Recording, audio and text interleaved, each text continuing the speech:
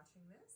Today we are going to read Fussing Around Insects. This comes from the book Mother Steals a Bicycle and Other Stories, written by Salai Selvam and Shruti Budavarapi, and illustrations by a name that is a bunch of letters that is very difficult to pronounce, Tejubihan.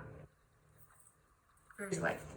Okay, so Amma's insect stories are the ickiest and most unbelievable of them all, and she won't stop telling them. My feelings on insects are known to everyone at home, and they are yuck. But Amma insists that insects can be beautiful and fantastical, and that just because all I see are cockroaches and mosquitoes, I shouldn't think all insects are icky. She often tries telling me about some beautiful insect or the other from her village, and then I wonder if she's just making it all up. You know, there are so many different kinds of beetles. I saw so many in the village, she said to me once. Ew, I hope they stay there, I replied. Amma laughed. But why are you scared of them? They're harmless if you just leave them alone. I'm not scared. They're disgusting and creepy, and they crawl everywhere. Ugh, I said, shuddering. Some of them do really amazing things. Like? Well, there are insects that create chirping sounds by rubbing their legs together. Please, Amma.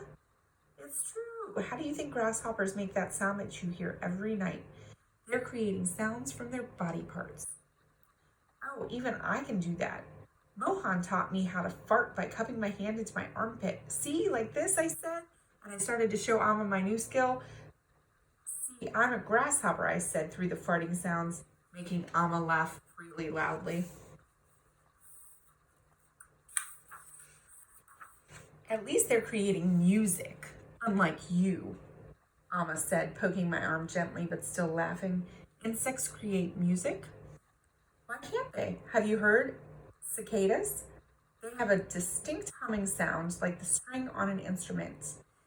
Eon, eon, eon. And that's just one cicada. Imagine what our forest sounded like when a whole chorus starts humming. I tried imagining it, but the thought of it gave me the creeps. Amma went on. My friends and I would actually go looking for cicadas, and when we found one, we would trap it in a matchbox and pretend it was a small radio. And whenever it was season for the king or queen beetle, we would also put them in a box and feed them special leaf meals, and then we'd watch them lay eggs.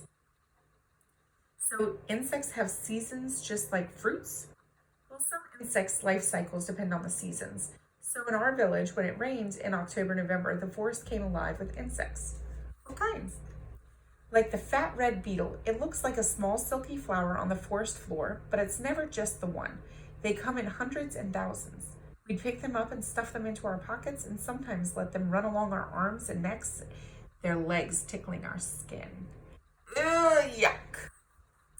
Then there were the summer insects like dragonflies, which were my favorite, or the insects that announced the rain. How can an insect know when it's going to rain? I don't know exactly how. We just knew that if we saw them, the rainy season would start. And if anyone caught sight of that insect, all the kids would hear of it, and we'd hope for really heavy rain so that the schools could be shut. We're always hoping for rain holidays too, I agreed. And then of course there are the fireflies, which are alive for only 2 months in the whole year. Are those tiny bugs that light up? The torchlight bugs? Yes, they're called fireflies. I loved it when they came because most of the houses didn't have electricity back then, so when the fireflies sat on a tree outside our house, I would pretend they were street lights. And sometimes I'd catch a few of them and pretend I was holding a light bulb. I want to do that. Oh, not scared of bugs anymore then, are you? Only the nice ones. All I get to see here are the cockroaches. You're right, we don't see too many of them here. There were so many in the village, and we wanted to look closely at everything we set our eyes on. We were so intent on catching them that I suppose we ended up tormenting them without really meaning to. Amma trailed off.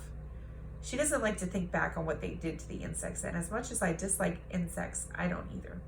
During my last summer vacation when I went to Amma's village, we saw lots of fireflies outside our house. I didn't know what the small dots in the bushes were at first, and I yelled for Amma to come to the window quickly. She hurriedly put her face against the glass, squinted for a few seconds, and broke into a smile. Fireflies, she exclaimed. I couldn't believe it. Actual real-life fireflies, not just from Alma's stories. See, Alma said, pulling me closer to her. Didn't I say they were real?